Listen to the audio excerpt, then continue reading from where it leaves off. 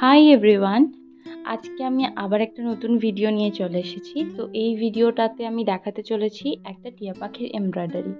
এর আগেও যদি আমি একটা টিয়া পাখি এঁকেছি, কিন্তু ওইটা টিয়া আসলে ছিল না, ওটা আসলে ম্যাকাও পাখি ছিল।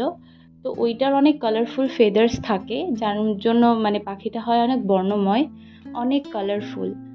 আর এটার জন্য আর এটা যে টিয়া পাখিটা, সেই টিয়া পাখিটা হচ্ছে একদম নর্মাল টিয়া পাখি, যেটার গায়ের রঙটা পুরোটাই সবুজ কিংবা তার কাছাকাছি থাকে, কিন্তু ঠোঁট আর গলাটার ওই লাল ভাবটার জন্য একটা অন্যই একটা ব্যাপার তৈরি হয়।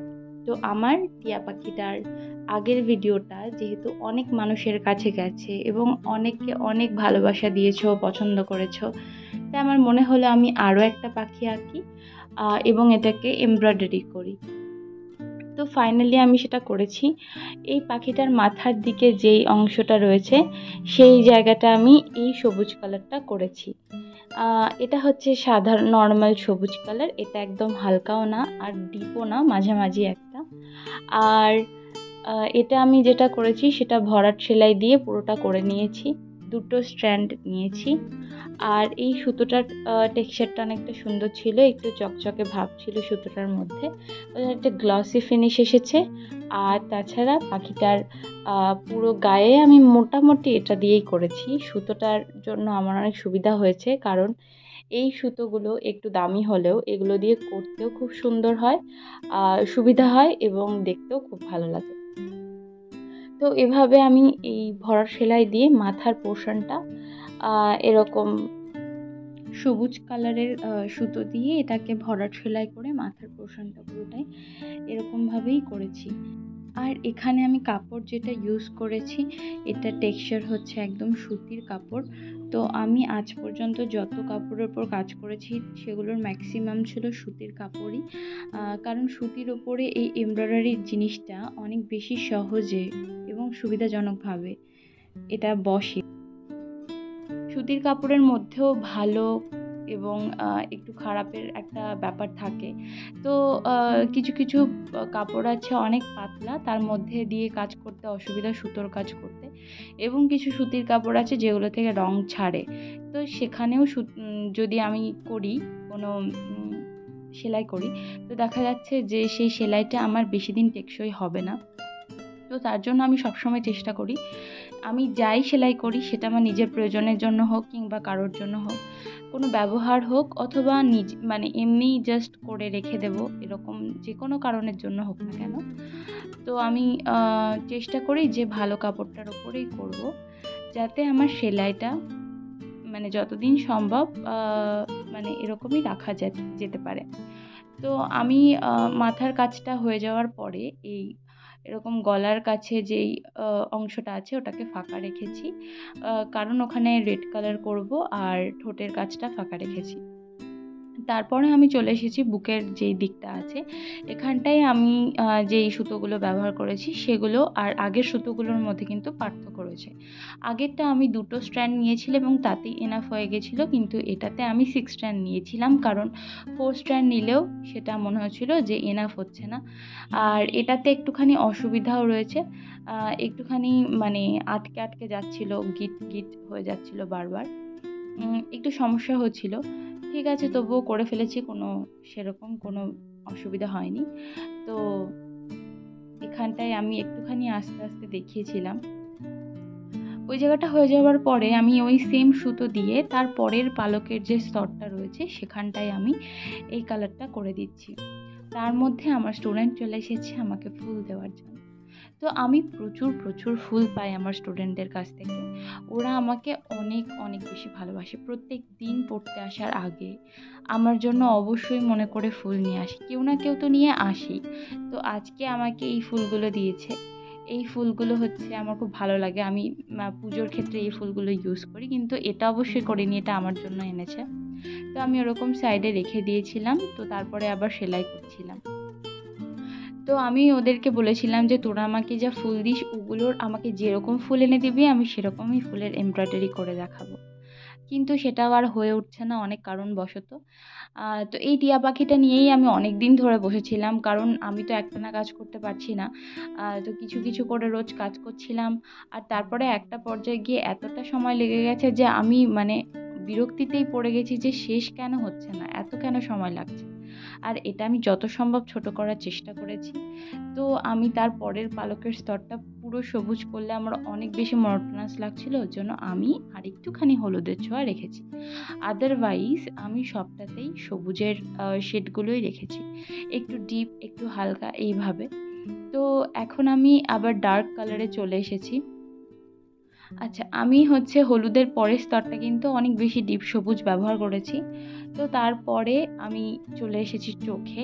চোখে ওই সেম সুতোটা, যেই সুতোটা আমি মানে ওই সেম টেক্সচারের সুতো আর কি ব্যবহার করেছি, যেটা আমি মাথায় ব্যবহার করেছি কিংবা গলার দিকে। তো সেটাই আমি চোখের জায়গাটায় আস্তে আস্তে চারপাশের ওই গোল একটা জায়গা তৈরি করে নিয়েছি চোখ আঁকার জন্য, তারপরে মানে চোখটা সেলাই করার জন্য। তো তারপরে ওই জায়গাটা ভরাট সেলাই করে দিয়েছি, তাতে করে ব্যাপারটা হয়ে গেছে। বারবার সেলাই দিয়ে দিয়ে সুতো গেঁথে গেঁথে আমি ওই জায়গাটা ভরাটের মতন একটা দিক আনতে চেষ্টা করেছি। তো এই ভরাট সেলাইয়ের পরে আমি যেটা করেছি কিন্তু দেখাতে পারিনি, সেটা হচ্ছে চোখের মধ্যে একটা সাদা সুতো দিয়ে আমি আরেকটা জায়গা এঁকে নিয়েছি, মানে আরেকটু ছোট্ট করে একটু তুলে নিয়েছি, যাতে এই পুরো কালো ভাবটা বোঝা না যায়, একটুখানি সাদা ভাব থাকে। তো এরপরে আমি ঠোঁটে সেলাই করার সময় কিছু আমার মানে কিছু একটা সমস্যা হচ্ছিলো, যার কারণে ওই ঠোঁটের জায়গাটা রেকর্ড করতে পারিনি। আদারওয়াইজ ওটা সেমই সেলাই করেছি আমি, ভরাট সেলাই করে ঠোঁটের কালারটা আর কি নিয়ে এসেছি। তো ঠোঁটের ওর জন্য রেড কালার ওই সেম সুতো দিয়েই আমি আবার ফুলের কালারটাও করে নিচ্ছি। ফুলে যেটা করছি এটাকে বলে সাটিন স্টিচ, যেটাতে আমি এরকম বারবার একটা মানে একটা কর্নার থেকে তুলবো, আরেকটা কর্নারে এনে রাখবো। আবার এভাবে এটা বারবার রিপিটেশন করলে পরে এরকম একটা প্যাটার্ন পায়, যেটা দেখতে খুব সুন্দর লাগে।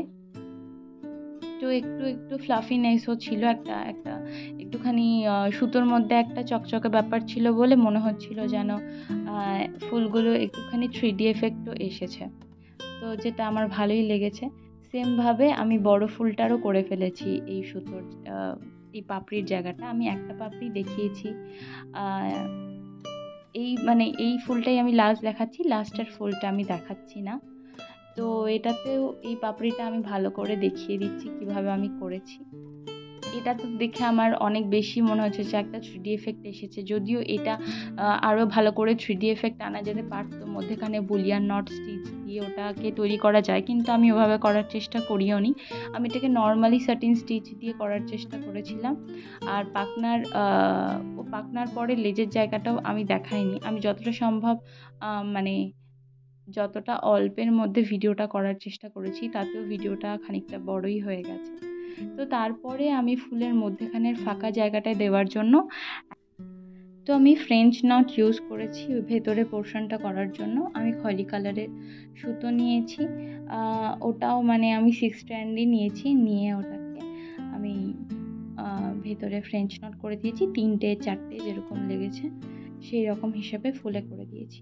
তারপরে আবার আমি ডালের কালারটা করার জন্য ওই ভেতরে যে খয়েরি কালারটা ইউজ করেছিলাম ফুলের ভেতরে, সেই সেম কালারটা নিয়েছি, আর নিয়ে তারপরে আমি এই ডালের পোর্শনটাই করেছি। এটা হচ্ছে প্রপারলি ভরাট সেলাই। তো আমি এখানটায় দেখিয়েছি কিভাবে করেছি।